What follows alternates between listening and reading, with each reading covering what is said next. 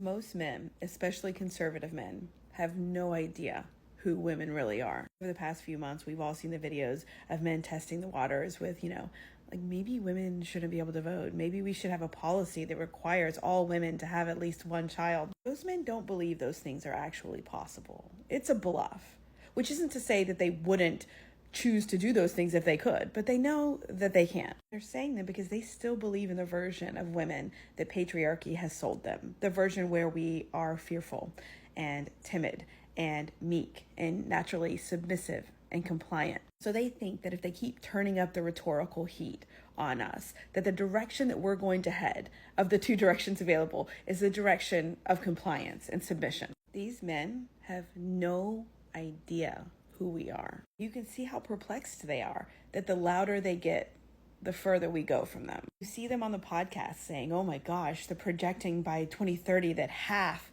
of women over the age of 30 will be child-free and single. And then they make their dying old and cat lady jokes thinking that that's going to be the thing that makes us run back to them. They don't know any version of us that are not scared little girls. The characters in the movies that are always turning to the man and saying, what should we do? They just haven't paid attention to us. They haven't watched the media that we have made. They haven't read the books that we have written. They haven't listened to the music that we create. They haven't followed female content creators because they don't perceive us as being capable of leadership. So they're stunned right now because our behavior isn't aligning with their version of what a woman is, because they haven't yet realized that we are stronger than them. It's so obvious to us. Just go watch a man and a woman get a tattoo. Watch a man and a woman traverse an extremely stressful period of their life and see who handles it with more resilience. Watch a man and a woman as they try to strategize for their future and note which one of them acts more rationally, which is to say, in alignment with their own self-interest.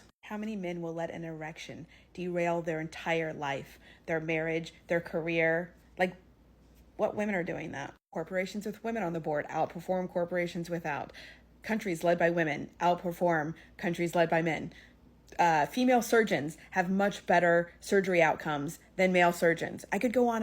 And these men have propagandized themselves out of seeing the truth of who we are. But we see the truth of who they are. We've had to study them for our own safety and for our own validation because we were told that it would only come via a man. So we learned them inside and out. We've watched their movies, we've read their books, and we've watched them lead. We know our enemy well, the enemy that is the conservative man. And they know less about us than they know about their family pet, which is often how they see us anyway. This is why matriarchy is inevitable, because we are unmatched.